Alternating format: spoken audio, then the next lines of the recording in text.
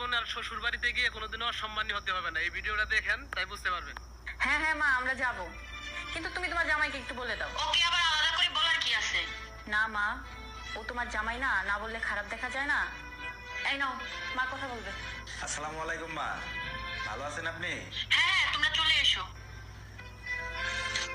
রেখে দিল, ব্যস্ত আছে হয়তো।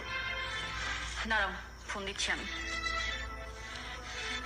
আবার কি হলো? শোনো মা, তোমার বাড়ির অনুষ্ঠান তুমিই পালন করো তোমার আত্মীয়দের নিয়ে, আমরা যাচ্ছি না। এমন করে কেন বলছো? হয়তো মা ব্যস্ত আছে। দেখেছিস তো, ও ঠিক বুঝেছে আমি ব্যস্ত আছি। তুই একটু বেশি বেশি করিস।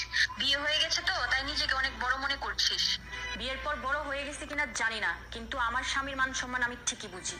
যেখানে আমার স্বামীর সম্মান নেই সেখানে আমি খাবার গিলতে যাব না। শোনো মা, তুমি তোমার দুঃসম্পর্কের কোনো আত্মীয়দের দাওয়াত দিচ্ছ না, তুমি তোমার জামাইকে দাওয়াত দিচ্ছ।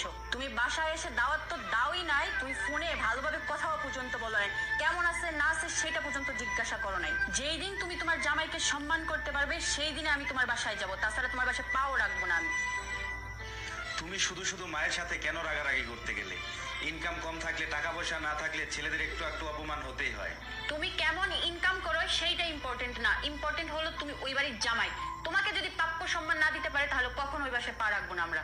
টাকা না থাকলে ছেলেদের সম্মান থাকে না, কিন্তু স্ত্রী যদি পাশে থেকে সাপোর্ট দেয় তাহলে যে কোনো পরিস্থিতিতে ছেলেরা মানসিকভাবে শান্তিতে থাকতে পারে।